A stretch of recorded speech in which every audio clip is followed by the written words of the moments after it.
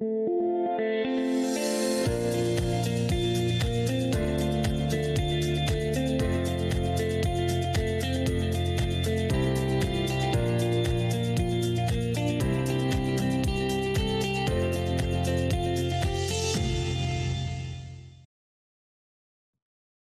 selamat datang di Leader Sharing di saat ini dan teman-teman semua, saya mau nyapa semua leader-leader 3i Indonesia dan agen-agen 3i terkasih dimanapun berada. Jumpa lagi dalam 3i Live Channel. Dan edisi kali ini teman-teman kita akan belajar bahwa krisis ekonomi memang terjadi secara global. Namun mereka dengan kemampuan untuk beradaptasi dengan cepat itu akan lebih menguasai keadaan dan juga tidak akan hanyut dengan krisis global yang sedang melanda dunia ini. Nah, pastikan teman-teman juga menjadi seorang yang sudah mahir dalam beradaptasi selama beberapa bulan masa pandemi ini, namun kita bisa mengelola keuangan, bisa mengelola cash flow dengan baik dan juga mengelola bisnis serta mendapatkan peluang-peluang usaha yang membantu kita melejit dan bertahan ya di masa pandemi ini. Ya, datang dari Bali kali ini di siang ini ya teman-teman semua, kita belajar dari seorang wanita tangguh. Jadi kalau setiap kita tentunya punya kemampuan untuk beradaptasi dan juga survive dalam segala keadaan. Karena kita sudah diperlengkapi dengan kemampuan oleh Tuhan untuk bisa kreatif, inovatif, dan mampu untuk beradaptasi dengan cepat. Nah, sekarang pertanyaannya adalah kembali kepada diri kita sendiri. Apakah kita mau atau tidak? Nah, kali ini kita melihat satu fakta di Bali adalah salah satu pulau dengan imbas paling dahsyat.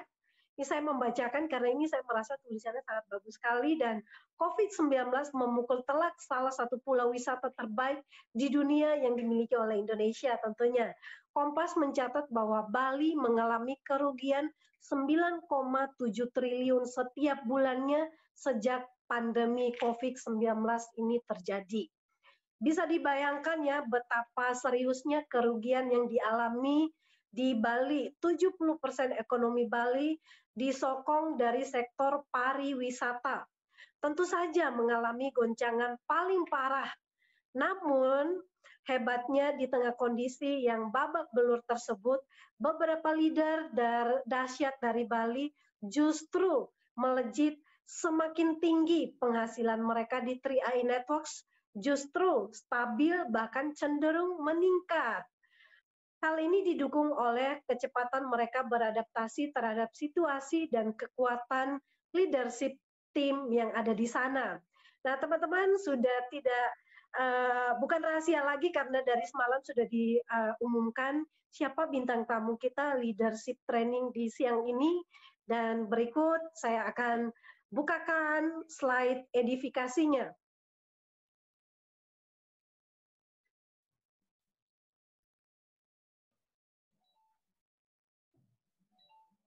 Ini dia wanita tangguh yang saat ini dijuluki dengan wanita yang menginspirasi banyak orang. Ibu Evi, Platinum Agency dari Bali, seorang ibu rumah tangga yang telah membuktikan bahwa bisnis ini layak untuk diperjuangkan. Bergabung di 3i Networks Oktober 2015 dan hanya dalam 3 tahun saja di Juli 2017 mencapai posisi platinum ya 2 tahun ya kurang dari 3 tahun teman-teman. Dan apa sih rahasianya? Ibu rumah tangga dan seorang pengelola properti latar belakangnya bisa mencapai penghasilan yang sangat fantastis di 3i Networks ini dengan penghasilan 50 juta per bulannya dan juga membeli banyak sekali aset-aset produktif. Nah, tentunya kita perlu belajar nih dari leader yang tangguh satu ini. Langsung saja kita berikan waktu dan kesempatan kita panggil kali ini dia, Platinum Agency dari Bali, Bu Evi. Selamat siang, Bu Evi. Selamat siang, semangat pagi, Kak Esther. Bagaimana kabarnya di Kota Bali, Bu? luar biasa. Tapi masih inilah ya, belum normal banget ya. Kita new normal tetap harus mengikuti protokol kesehatan, Kak Esther. Ya. Ya, baik sekali. Silakan kira-kira siang ini leadership trainingnya yang akan dibagikan. Saya berikan waktu dan kesempatan, dan setelah itu, setelah sharing mungkin kita akan juga bisa buka ruang untuk tanya jawab. Jadi teman-teman silakan untuk menyimak dari awal sampai akhirnya pertanyaan.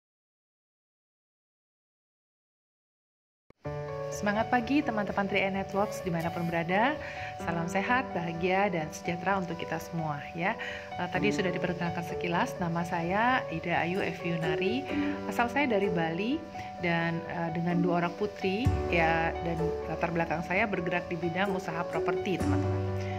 Namun sebelumnya saya juga pernah bekerja sebagai karyawan di sebuah perusahaan multinasional, dan sebelum saya bergerak di bidang properti ini. Artinya kalau saya tampilkan ini the cash flow quadrant ya. Kalau teman-teman tahu ada 4 kuadran atau 4 cara mencari nafkah di dunia ini. Tidak ada yang salah, semua benar ya. Ini adalah masalah pilihan.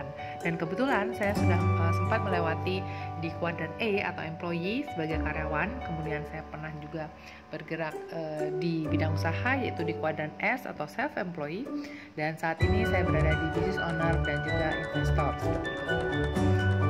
Nah, dan tapi apa yang terjadi waktu menjelang akhir 2015 itu terjadi krisis ekonomi, di mana banyak orang di PHK, banyak orang yang dirumahkan, dan itu pun berdampak terhadap usaha properti saya saat itu.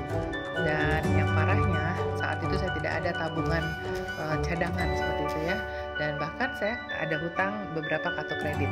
Nah, tapi luar biasa ya, puji Tuhan, saya diajak oleh seorang teman yang baru saya kenal ya, yaitu Ibu Mega. Di sini beliau mengenalkan saya terhadap untuk program ini. Namun beliau saat ini tidak aktif di bisnisnya ya, hanya menabung saja. Kemudian saya dikenalkan oleh Bapak Wartana Bento, Goal Agency. Beliau menjelaskan program ini, dan saat itu juga saya langsung join Bapak Ibu ya. Walaupun kondisi artinya tidak sehat secara keuangan, tapi saya sangat yakin bahwa ini adalah peluang yang luar biasa. Saat itu saya join di awal 350 plus 50 menjadi 400.000 teman-teman. Kemudian mulailah saya berproses ya. Saya kosongkan gelas, rendahkan hati, dan buka jubah saya. Apapun pengalaman atau ilmu yang pernah saya dapatkan atau saya capai, karir yang saya capai di pekerjaan atau usaha saya sebelumnya, saya letakkan dulu ya.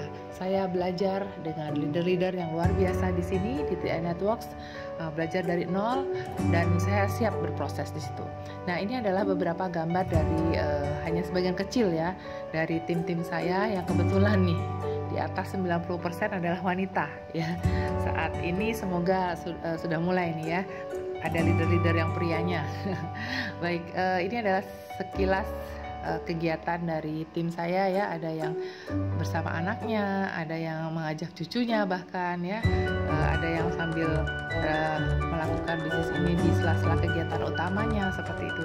Dan ini sangat luar biasa teman-teman. Nah, berikutnya singkat cerita mulai ya, saya merasakan sangat bahagia sekali. Mulai tim saya satu persatu bisa wujudkan impiannya. Di sini ada yang sudah meraih kendaraannya, kemudian udah mendapatkan tempat tinggalnya, bahkan ada yang bercerita atau menyampaikan kepada saya. Salah satunya di sini adalah seorang ibu dengan 4 orang anak yang mana sudah sekian belas tahun ya menikah, berkeluarga, belum juga punya rumah sendiri, tapi luar biasanya melalui bisnis 3i Networks ini beliau bisa membeli sebuah rumah di kawasan strategis di Bali. Dan selanjutnya di bulan ke-20 semenjak saya join, saya dilayakkan untuk menjadi New Platinum Agency, yang mana saya yakin ini bukan karena hebatnya saya ya, bukan karena saya sendiri, tapi ini karena support semua tim saya dan para leader dan mentor saya yang ada di 3i Networks luar biasa.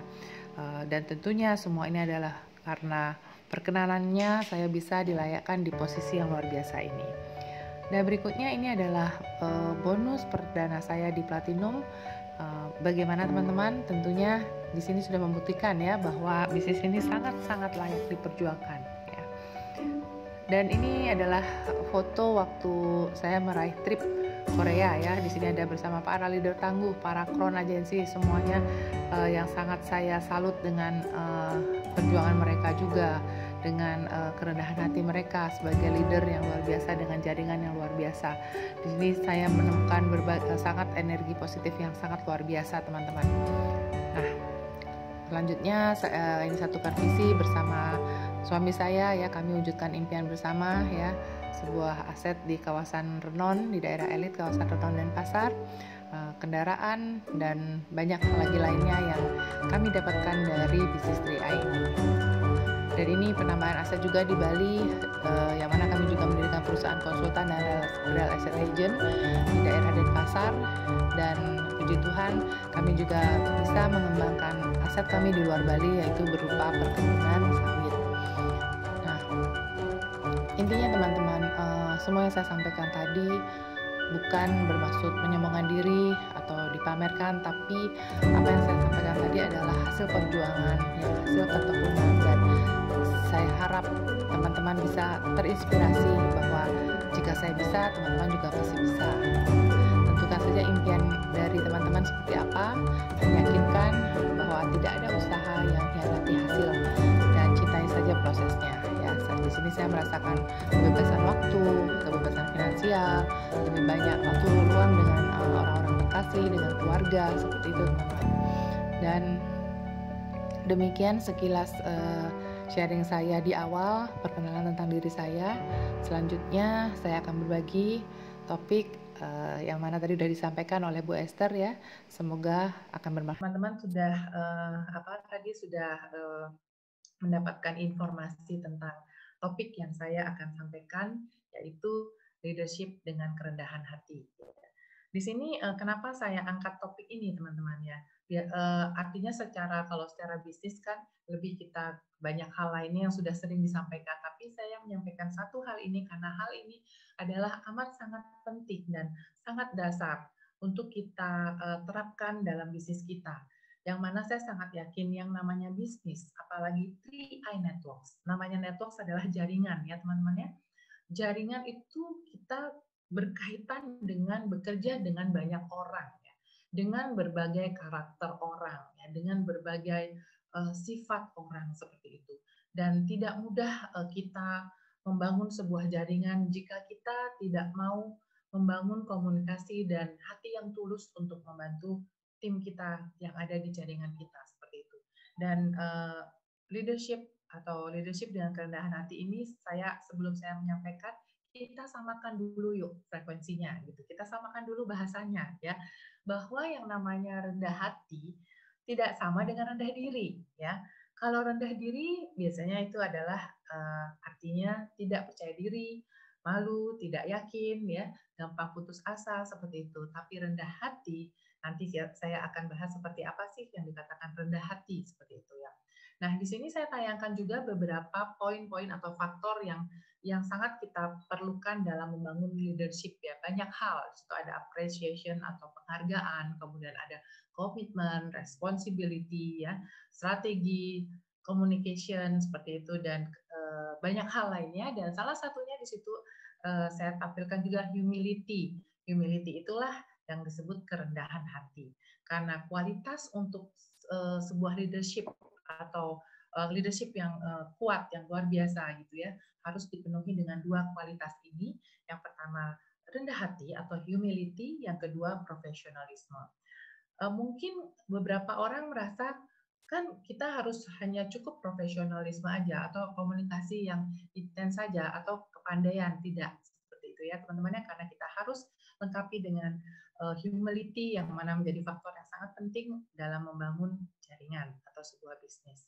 Nah, kalau teman-teman ingin menanyakan ya, saya ngambil dari saya simpulkan dari beberapa YouTube dan buku yang saya simak ya, saya baca. Seperti apa sih leadership dengan kerendahan hati seperti itu ya. Di sini saya bukan mengajari ya Bapak Ibu, karena di sini teman-teman semua banyak yang jauh lebih hebat daripada saya ya. Saya ingin sharing, saya ingin berbagi apa yang saya terapkan, dan ini juga menjadi reminder ya, self reminder untuk saya dan semua. Yang pertama adalah selalu mau belajar untuk memberi manfaat. Pemahamannya begini teman-teman. Saat ada tim atau seseorang, entah itu tim baru atau leader ya, yang melakukan bisnis ini, jika dia tidak mau berendah hati, dia mementingkan egonya sendiri, dia merasa hebat, dia tidak akan mau belajar.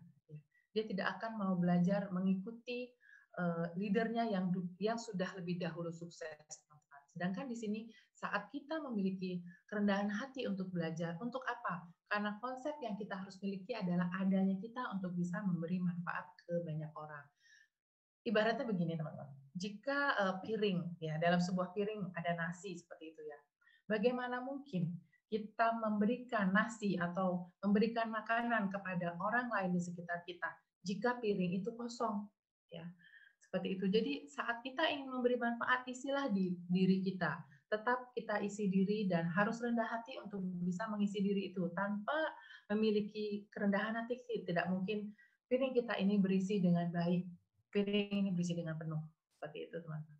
Dan ciri-ciri yang kedua, leadership dengan kerendahan hati adalah percaya diri. Ya, itu kebalikan tadi dengan rendah diri. Ya. Kalau kita rendah diri, kita tidak mungkin punya visi yang kuat, visi yang besar. Kita kaitkan sekarang dengan 3I.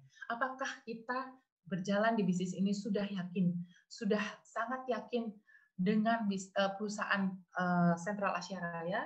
Apakah sudah yakin dan percaya diri dengan konsep 3I Networks? Apakah sudah percaya diri dan yakin dengan tim kita? Dan juga percaya diri dengan diri kita sendiri? Itu yang amat sangat penting kita harus miliki saat kita memulai di bisnis ini. Ya, visi yang sangat baik ya terhadap perusahaan, terhadap produk, terhadap konsep, terhadap diri kita, teman-teman. Dan juga komunikasi juga kita harus, ini salah satu menjadi bagiannya juga dari percaya diri. Jika kita tidak bisa berkomunikasi dengan baik dengan tim, selalu ada konflik ya, baik konflik di atas, konflik di bawah. Bagaimana mungkin kita membangun leadership dan tim kerja yang luar biasa, teman-teman. Seperti itu. Dan selanjutnya milikilah rasa aman. Nah, sebenarnya ini korelasinya adalah tentang seperti ini. Jika kita tidak memiliki rasa aman, pertama aman dengan diri kita sendiri ya. Kita akan merasa tidak nyaman dengan misalnya kehebatan orang lain, dengan kepandaian atau keberhasilan orang lain, selalu khawatir dengan persaingan ya, selalu worry, selalu khawatir seperti itu. Jadi tidak ada rasa aman. Nah, seperti itu nggak bisa kita kerja maksimal, teman-teman. Jadi memang kita harus punya rasa aman terhadap diri sendiri dan bagaimana kita bertumbuh dengan diri sendiri. Seperti itu. Jadi kalau kita sudah fokus, caranya adalah fokus untuk kepentingan bersama. Kita tidak perlu takut disaingi oleh misalnya dari kita takut bahwa kita nanti akan disalib nih sama downline kita. Kita takut nanti tim yang baru akan nyalip kita. Nggak perlu teman-teman. Kalau kita sudah memiliki rasa aman dan fokus kita untuk kepentingan bersama, kita justru happy, kita justru senang. Tanyakan tim saya ya. Saya benar-benar ingin mereka berhasil di situ. Kalaupun nyalip saya, nggak apa-apa, silahkan seperti itu teman-teman. Karena kita fokusnya adalah untuk kepentingan bersama ya. Kita tidak masalah cepat-cepatan, siapa duluan-duluan, siapa yang belakangan, bukan. Tapi bagaimana fondasi kita buat dengan dengan komunikasi yang bagus dalam kebersamaan seperti itu teman-teman ya. Nanti saat fondasi sudah bagus, saat fondasi sudah kuat, semua akan berjalan dengan sangat indah seperti itu. Nah, berikutnya adalah jiwa melayani. Ini juga tidak mungkin ya dimiliki jika kita menerapkan leadership tanpa kerendahan hati ya. Bagaimana kita, apalagi kita kan berkaitan dengan jaringan dan dengan ribuan ya, belasan ribu ya, puluhan ribu bahkan untuk kron mungkin ya, untuk bisa melayani semua jaringan kita. Tapi tetap saya terapkan ke tim saya bahwa tetap kita harus bisa memilah leader yang baik dan leader yang benar. Kita nggak harus menjadi leader yang baik untuk semua, karena kalau leader yang baik itu relatif teman-teman. Mungkin baik untuk si A belum tentu untuk si B. Baik untuk si B belum tentu baik untuk si C seperti itu. Tapi jika kita menjadi leader yang benar, pastilah itu baik. Karena leader yang benar pasti akan memberikan semua yang terbaik untuk timnya sesuai dengan sistem yang sudah ada, teman-teman. Nah, di sini jiwa melayani bagaimana kita empati dan peduli dengan tim kita, ya. Dan bagaimana kita belajar bersama, keep growing, ini sangat saya tekankan sama tim saya. Selalu pertanyaan pertama saya di awal, walaupun orang itu baru join ataukah dia saat bertumbuh menjadi leader, pertanyaan saya, mau nggak tetap belajar, tetap bertumbuh bersama saya, tetap berproses di sini bersama saya, seperti itu. Sehingga saat kita memiliki jiwa melayani, kita akan fokus dengan membentuk komunitas yang sehat, komunitas yang benar-benar setulus hati saling membantu. Karena namanya sekali lagi saya ulangi, 3M Network is jaringan seperti itu. Jadi tidak mungkin kita bekerja sendiri-sendiri. Bahkan saya suka ngomong kayak gini. Ini kalau sama tim saya, kalau mau bekerja sendiri nggak bisa sukses, nggak bisa hasilnya maksimal ya. Kalau mau hasilnya maksimal, harus kerjanya tim, kerjanya rame-rame, saling support seperti itu. Itu konsep yang sangat sederhana, tapi jika semua mau menerapkan seperti itu hasilnya luar biasa. Ya. Dan yang terakhir, saya rasa ini semua juga sudah paham ya, bagaimana kita the power of bersyukur, the power of grateful. Ini akan gimana ya? Kalau orang kita selalu bersyukur, mulai dari bangun pagi kita mulai dengan rasa syukur, itu akan menimbulkan kebahagiaan dalam hati, kita akan selalu merasa bahagia. Nah, saat kita bahagia, pencapaian pun akan lebih efektif dan maksimal, teman-teman. Nggak mungkin kita bakalan ngotot kerja, ya jumpalitan kerja, tapi hati kita nggak bahagia, nggak bakalan sukses. Makanya saya sering bilang sama tim saya juga, bahagia dulu baru sukses. Jangan dibalik ya. Ya iyalah, Bu Evi sudah puluhan juta ya bisa bahagia. No, saya bilang bukan karena itu. Saya justru bisa seperti ini karena saya bahagia dulu, saya bersyukur dulu, seperti itu. Jadi konsepnya kadang suka terbalik, teman-teman ya. Ya Bu, saya belum semangat, kan saya belum dapat puluhan juta seperti Ibu, bukan seperti itu ya. Justru kita ciptakan kebahagiaan dulu dari diri sendiri, seperti itu teman-teman. Kita selalu bersyukur, maka hasilnya itu otomatis teman-teman bisa terapkan deh. Itu luar biasa sekali, the power of grateful ya. Seperti itu teman-teman. Mudah-mudahan saya tidak kecepatan ya. Ya. Nah, ini saya juga mengambil beberapa komparasi ya dari sebuah buku dari Dr. Martin Luther King ya. Beliau juga menyampaikan hal yang sama. Terutama ini saya suka banget di poin pertama. Motivasinya apa dulu nih? Motivasinya saat kita membantu tim, motivasinya hanya untuk keuntungan diri sendiri ataukah memang kasih atau untuk membantu mereka, membantu dengan sungguh-sungguh, memberikan kondisi yang sangat menyenangkan untuk tim seperti itu. Motivasinya kita harus benar dulu teman-teman. Kalau enggak pun kita nggak akan menerapkan leadership yang rendah hati. Nah, yang kedua tadi sudah juga saya sampaikan ya, dengan telah dari Dr. Martin Luther King juga sama ya, bagaimana kita menciptakan rasa aman seperti itu, minimal dari diri kita sendiri dulu, dan itu akan tertular kepada tim kita.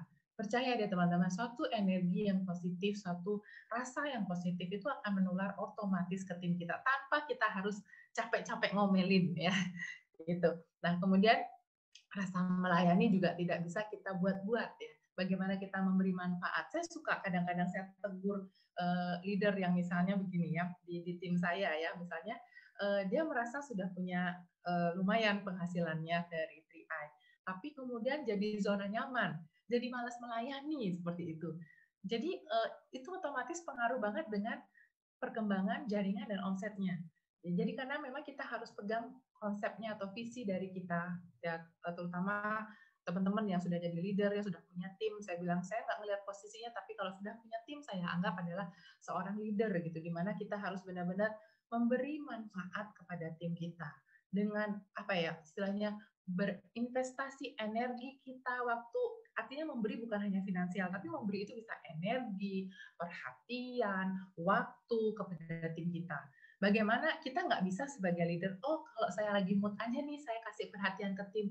Saya kalau lagi good mood, saya baru deh sibuk bantu-bantu tim. Tapi kalau saya bad mood, nggak lah, mungkin nggak usah jawab-jawab WA seperti itu ya. Jangan sampai seperti itu ya teman-teman. Apapun kondisi kita. Nah itu tadi terkait dengan profesional ya. Bagaimana kita di sebuah leadership diperlukan rasa profesional atau kemampuan profesional yang bagus. Jadi kita nggak bisa lihat mood kita atau rasa yang saat kondisi kita saat ini. Apapun mood kita, apapun kondisi kita, ya kita tetap harus melayani, tetap memberikan manfaat kepada tim kita semampu kita, seperti itu teman-teman. Dan tadi juga ya, tetap di-review lagi, The Power of Bersyukur ini akan menghasilkan yang feel good ya, feel good akan menghasilkan pencapaian yang efektif dan maksimal. Seperti itu teman-teman. Itu saja ya, singkat, simple sekali teman-teman ya. Jadi artinya sekali lagi bukan mengajari ya, atau menggurui teman-teman semua di sini, pasti banyak yang jauh lebih hebat daripada saya ya. Tapi semoga sharing singkat ini bisa berguna dan bermanfaat bagi teman-teman semua. Dan saya ada kutipan bagus yang saya juga ingin share bahwa tentang pemenang kehidupan, teman-teman. Pemenang kehidupan adalah orang yang tetap sejuk di tempat yang panas, ya. Orang yang tetap manis di tempat yang sangat pahit, ya. Bahkan orang yang tetap rendah hati meskipun telah menjadi besar, serta tetap tenang di tengah badai yang paling hebat, termasuk badai COVID ini, teman-teman ya. Ya, jadi maksud saya sama-sama kita mengalami badai ya, tapi bagaimana dan badai itu pasti berlalu, saya sangat yakin, tapi bagaimana kita bisa bisa menari di tengah badai itu ya. Kita bukan menggerutu, kita bukan frustasi, tapi bagaimana kita bisa menari di tengah badai sampai selanjutnya badai itu pasti berlalu. Intinya teman-teman, kita ciptakan bahagia dulu, baru kita bakal sukses. Itu saja dari saya, semoga bermanfaat. Salam dahsyat, pasti keren. Dahsyat, luar biasa sekali ya Bu Evi, sharingnya simple, singkat, tapi sangat nampol ya. Jadi teman-teman, serasa kita lagi makan di restoran yang sangat menyejukkan jiwa ya. Jadi buat teman-teman semua, kita bersyukur sudah dapat ilmu ya. Sangat simple sekali, yang penting kita teamwork-nya jalan dengan kerendahan hati, tidak ada kepentingan diri sendiri atau agenda pribadi, tapi semuanya adalah teamwork ya. Karena sukses saya adalah sukses teman-teman juga adalah sukses saya, kita semuanya ya. Karena bisnis 3i Networks ini kan omsetnya omset nasional ya, jadi akan dibagi rata semuanya. Ini enaknya di sini nih, kerjanya bareng-bareng. Iya, nikmati hasilnya bareng-bareng ya Kak ya. Yes. Oke. Saatnya mungkin untuk teman-teman yang sedang penasaran, ingin bertanya langsung dengan kakak cantik kita siang ini, silakan menulis pertanyaannya di kolom komentar ya yang ada di Zoom meeting, dan akan saya bacakan. Silakan, akan saya buka untuk 4 pertanyaan saja ya. Akan kami saring, akan kami seleksi pertanyaan terbaik yang akan dibacakan. Oke, sambil menunggu pertanyaan-pertanyaan datang, Kak Evi, ini kan masih ya ibaratnya wanita muda yang tangguh dan saat ini sudah punya aset produktif, punya bisnis yang sudah berjalan secara otomatis nih jalannya. Apa yang dirasakan sebagai wanita mandiri yang mungkin sebelumnya belum mengalami yang namanya kebebasan finansial, kebebasan waktu. Nah, bagaimana nih rasanya menjadi seorang wanita mandiri secara finansial, dan juga apa nih dampak-dampak positif yang membuat Kak Evi jadi jatuh cinta dengan bisnis ini? Oke, luar biasa. Kak Esther jangan dibilang muda ya. Oh iya. Tapi makasih loh ya. Nomor rekening berapa? ya Kak Esther. Jadi tadi pertanyaannya bagaimana rasanya gitu ya. Yang jelas kalau singkatnya feel good pastinya, Mbak Esther. Jadi semenjak saya di sini ya sangat beda sekali. Pertama dirasa ya, pada saat di properti kan saya hanya bisa membantu mereka yang punya ratusan juta atau miliar ya untuk membeli properti, betul nggak? Tapi di sini ini luar biasa sekali dan memang kisah nyata yang terjadi di tim saya. Saya bisa membantu orang yang dengan modal 50.000 ya, saya ulang lagi bukan 50 juta, 50.000 dia bisa membeli properti loh, atau dia bisa membeli kendaraan atau apapun yang dia inginkan. Karena terakhir yang terbaru nih teman saya dari NTT ya, tapi dia tinggal di Bali, merantau di Bali, dan dengan modal 50.000 tadi menjalankan bisnis ini, seorang ibu rumah tangga dengan anak 4 sekarang bisa mewujudkan rumahnya di Pulau Bali, di tempat yang strategis. Itu luar biasa bagi saya. Jadi yang saya rasakan adalah kesenangan mereka itu adalah sangat membahagiakan dan mengangkat energi saya. Itu yang saya rasakan. Kalau kebebasan waktu udah pasti otomatis di sini sangat fleksibel sekali ya waktunya saya. Saya yang mengatur waktu, bukan waktu yang mengatur saya. Seperti itu. Kalau finansial, ya teman-teman semua sudah tahu sesuai dengan peringkat, dengan angka sekian, bagaimana sekarang tinggal bagaimana kita menggunakannya dengan cerdas seperti itu, Mbak Esther. Tidak seperti dulu ya sebelum saya ikut 3A ya, nggak bijak secara finansial sehingga income besar juga malah hutang ya. Mungkin banyak di sekitar kita masih kayak gitu. Harus kita bantu tuh dengan program ini. Baik, luar biasa sekali ya. Jadi rasanya sangat menyenangkan tentunya. Dari mungkin kita, ya namanya sebuah kebebasan finansial itu sangat menyenangkan.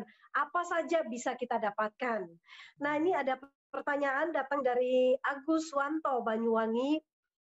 Bu Evi, bagaimana trik menghandle tim yang maunya dimanja, dibantu selalu, mau dibantu, tetap dibantu, meski omset sudah dibantu, omset grup A dan B tetap aja mau dimanja terus. Yes, oke. Pertanyaannya bagaimana cara menghadapinya ya? Bapak siapa tadi maaf? Pak Agus? Agus Wanto. Halo Pak Agus, salam kenal ya. Mudah-mudahan yang saya jawab ini bisa membantu ya, bisa menjadi solusi untuk Pak Agus dan teman-teman semua.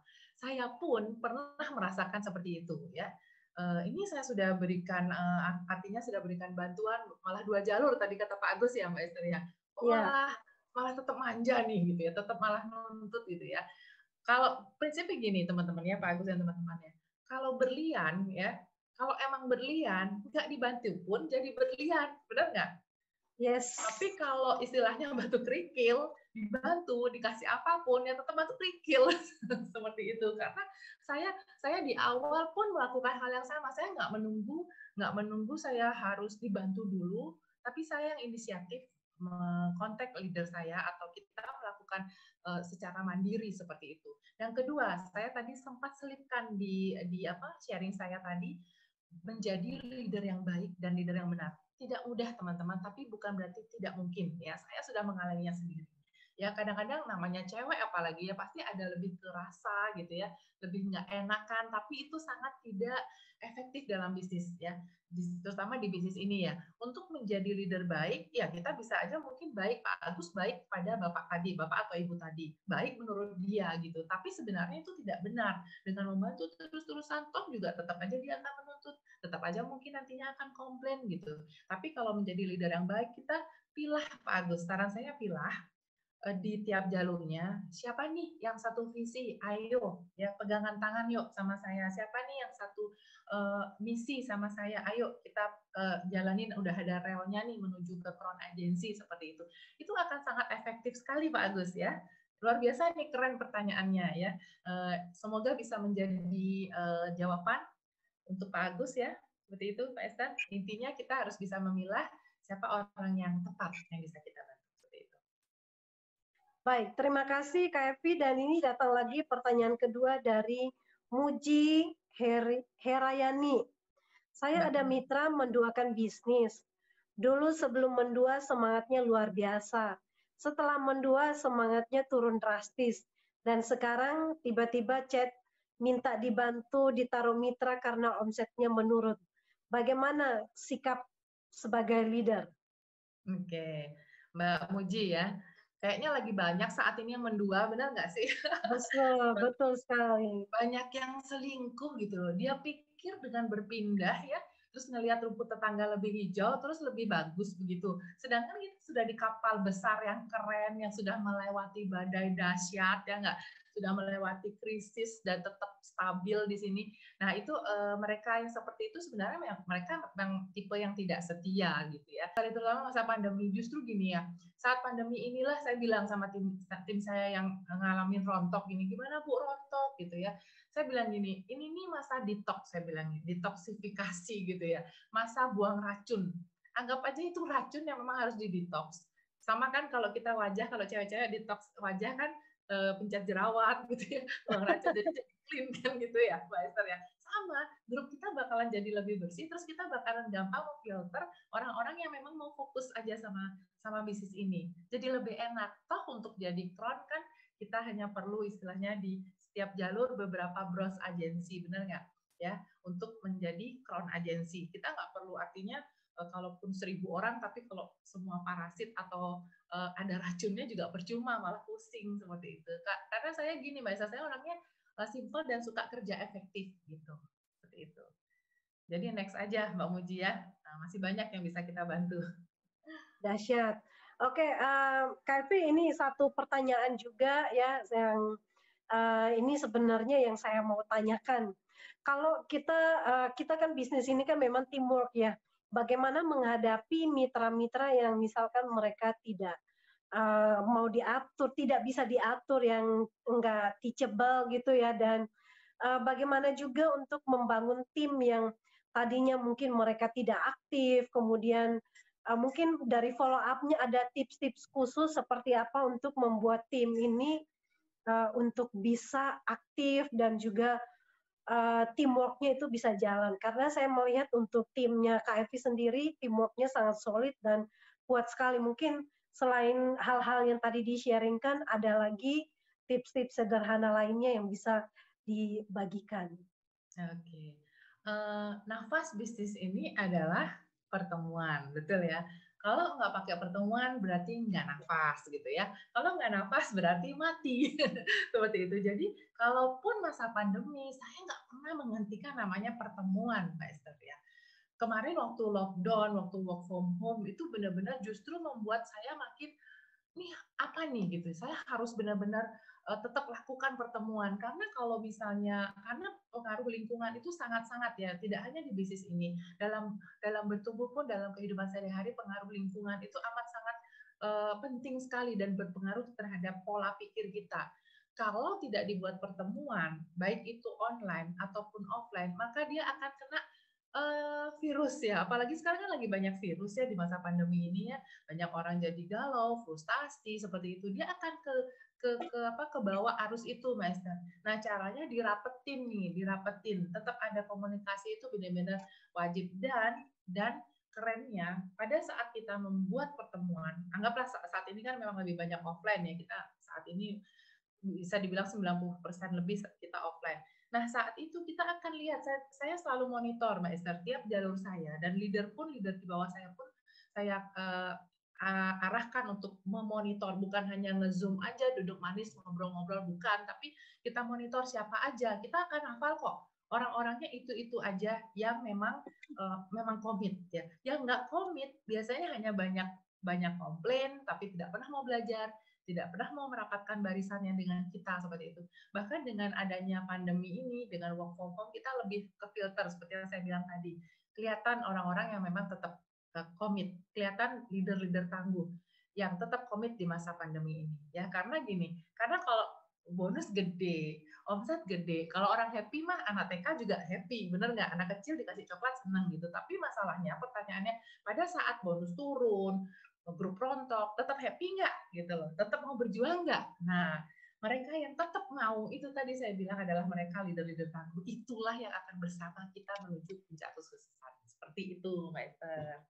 Dahsyat ya, luar biasa. Jadi teman-teman kita sudah belajar ya bagaimana untuk membangun tim yang sama-sama bisa berlari dan mencapai impian bersama.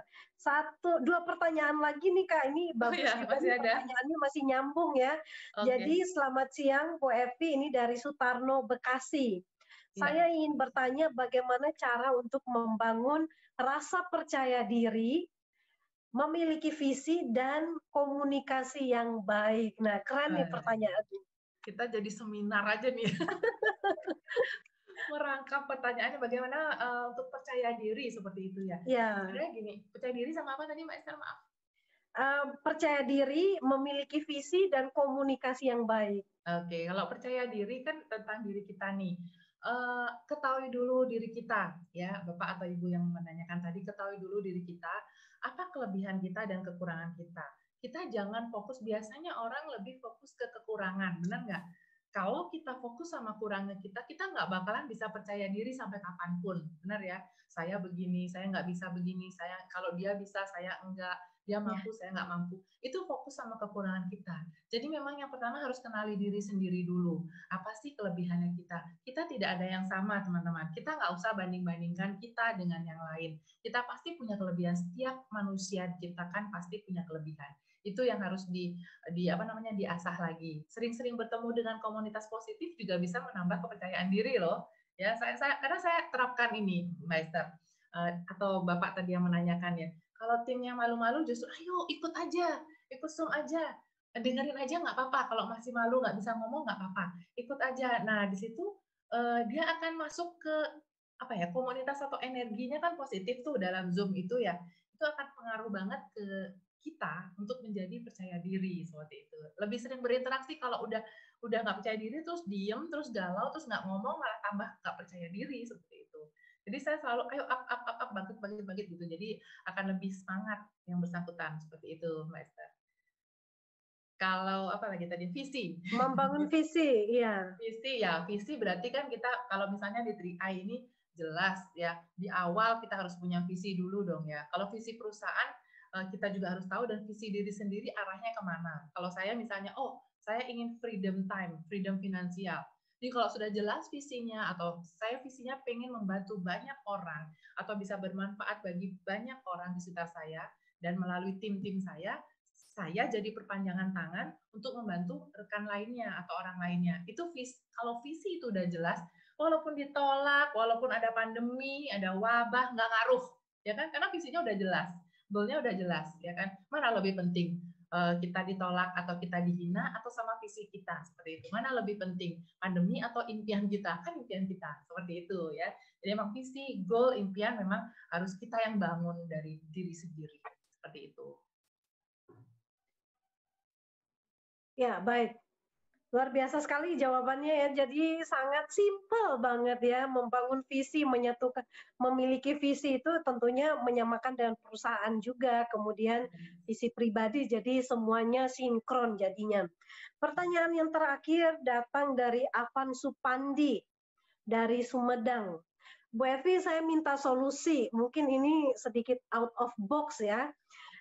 Cara menghadapi situasi ketika jalur saya omsetnya besar, sedangkan jalur 2 dan 3 masih kecil. Pembinaan selalu datang dari tim besar. Di sisi lain saya ingin membangun tim kecil. Saya harus bagaimana dong, Bu? Yes, gampang itu Mas, semua ngalamin ya nggak Mbak Esther? Betul. Nggak mungkin rata semua gitu ya. Kalau rata semua nanti kita 3 bulan jadi kron kali ya. Nggak ada cerita yang seru ya nanti ya Kak ya. Saya udah lama kali jadi kron ya. Itu biasa dalam bisnis. Yang pertama poinnya gini deh. Yang namanya bisnis grafik naik turun itu pasti. Nggak hanya di 3A ya, bisnis apapun. Coba deh tanya teman-teman kita yang punya usaha atau bisnis. Itu biasa naik turun. Terus kalau ngomongin jaringan, kalau saya Bapak ya, Bapak atau Ibu tadi, kalau saya di di 3 jalur, 1 yang besar banget, yang 2 belum, saya pernah mengalami di titik itu. Caranya kadang gini, sebelum saya kasih tahu caranya, kadang banyak orang yang merasa malah dicuekin itu jalur besar. Oh ya Bu, misalnya nih saya tegur leader saya, kok nggak pernah masuk nih di jalur ini. Oh ya Bu, itu kan sudah banyak yang ini, banyak bronze, sudah banyak yang mandiri. Saya ngurusin jalur ini dulu Bu, biar saya naik peringkat. Nah itu yang saya tadi bilang ya. Bisa nggak kita di bisnis ini dengan leadership-nya kita visinya adalah untuk memberi manfaat untuk semua. Maksudnya nggak bisa satu aja, kalau udah besar kita tinggal. Enggak. Tapi justru dibalik. Gini teman-teman, kalau saya, di jalur besar kita jadikan jalur belajar. Di situ kita belajar membina lebih banyak orang kan. Jalur besar pastinya kan lebih banyak orang, lebih banyak pembelajaran, lebih banyak konflik juga pastinya dong kalau jalur besar yang lebih beragam. Di situ kita belajar, dan di jalur 2 dan 3 justru kita ajak atau tarik ke jalur besar untuk ikuti pembelajaran itu. Contoh misalnya kalau offline di rakor, kalau di tempat kami namanya rapat koordinasi.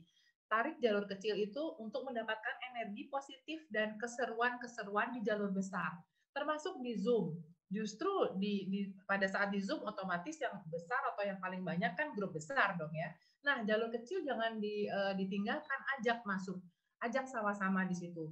Percaya teman-teman, energi itu menular teman-teman. Tapi itu mulai dari diri kita ya. Kalau kitanya energinya masih negatif, tetap aja nggak bisa membuat yang mereka yang lagi down ya menjadi up, itu nggak bisa. Harus mulainya dari energi kita dulu seperti itu. Itu aja sih simpelnya ya. Jadi jadikan jalur pembelajaran untuk di jalur besar, untuk membesarkan dua jalur lainnya.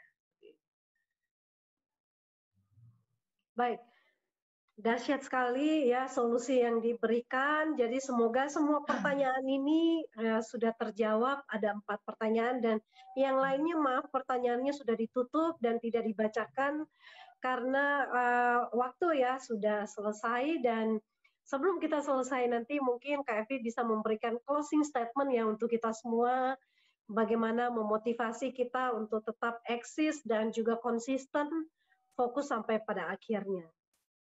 Oke, baik. Ada closing statement nih ya. Oke, jadi kalau saya simpulkan dari yang saya sharingkan tadi, untuk di bisnis kita ataupun dalam kehidupan sehari-hari, yang penting kita yang utama yang sangat sederhana dan semua orang bisa adalah rasa bersyukur itu dulu. Terus yang kedua, kasih dan melayani ke tim kita, karena gini teman-teman, nggak perlu harus jadi hebat dulu, atau nggak perlu harus punya ijazah S1, S2, S3 dulu, atau nggak perlu jago ngomong dulu untuk bisa membantu atau memberi manfaat ke tim kita. Toh bantuan tidak harus berupa uang, kita bisa memberikan perhatian, kita bisa berikan masukan seperti itu. Jadi yang kedua itu tadi ya, memang keinginan untuk benar-benar mau melayani atau memberi manfaat ke banyak orang. Dan saat pandemi saat ini, dari saya tips buat teman-teman semua, yakin saja bahwa badai pasti berlalu. Tapi bagaimana kita menjalani badai ini ya, supaya tetap maju, tetap growing, tetap bertumbuh, sehingga nanti otomatis akan banyak hal kebaikan yang datang kepada kita. Jangan sekali-sekali biarkan pikiran negatif atau sikap negatif sedikit pun dari diri kita, karena itu juga akan menarik hal-hal yang negatif. Intinya itu aja, Pak Esther ya. Semoga bisa berguna bagi teman-teman semua. Baik, tanpa terasa ya durasinya sudah selesai dan closing statement yang sangat membuat kita untuk termotivasi ya, karena membangun bisnis ini tentunya kita nggak hanya jago closing, tapi juga bisa maintenance team, membangun juga kekuatan dalam diri kita untuk menjadi seorang leader yang bisa melayani dan ya seperti moto dari perusahaan, because we do care ya. Jadi kita saling peduli, kita saling yang jangan nunggu kita besar dulu, tapi justru yang sekarang ini kalau kita ingin jadi besar ya, otomatis kita harus melayani tim kita, membantu mereka untuk mengangkat mereka menjadi orang-orang yang lebih baik lagi. Baik, terima kasih Kak Evi untuk sharingnya sangat luar biasa. Dan juga untuk semua partisipan yang pertanyaannya mungkin tidak sempat bisa dibacakan, tapi teman-teman bisa mendengarkan kembali videonya YouTube yang akan di-share dan juga bisa membagikannya kepada timnya supaya semuanya berlomba-lomba mendekat ke api unggun ya, sumber api di mana pertemuan ini yang nanti akan membakar semangat tim kita. Karena ini adalah bisnis yang dimana nyawanya adalah pertemuan. Nah, demikianlah teman-teman, dan jangan lupa untuk memotivasi timnya, hari Senin ya kita akan review lagi tentang strategi 3 on 1. Jadi hari Senin ini kita akan langsung ngobrol dengan praktisi, orang-orang yang sudah mempraktekkan strategi 3 on 1 dalam selama masa pandemi ini, dan mereka hasilnya seperti apa. Teman-teman akan mendapatkan banyak sekali masukan dan juga inspirasi. Nah, jangan lupa untuk hadir karena Crown 001 juga akan ada bersama dengan kita untuk share. Pastikan teman-teman ada seat 1000 seat yang sudah tersedia di Zoom bisa dipenuhi. Pastikan ya 10 menit sebelumnya sudah ready karena pastinya akan berebutan untuk masuk ke Zoom juga. Baik, demikianlah acara ini. Silakan teman-teman kosongkan waktunya untuk hari Senin ya jam 7 malam, dan sampai ketemu di kesempatan berikutnya. Terima kasih untuk Pak Sandy, Bu Sari, Pak Frans, dan juga Kak Evi, bintang tamunya siang ini. Untuk semua partisipan semuanya tetap berjuang dan sampai ketemu di puncak kesuksesan. Go Crowd!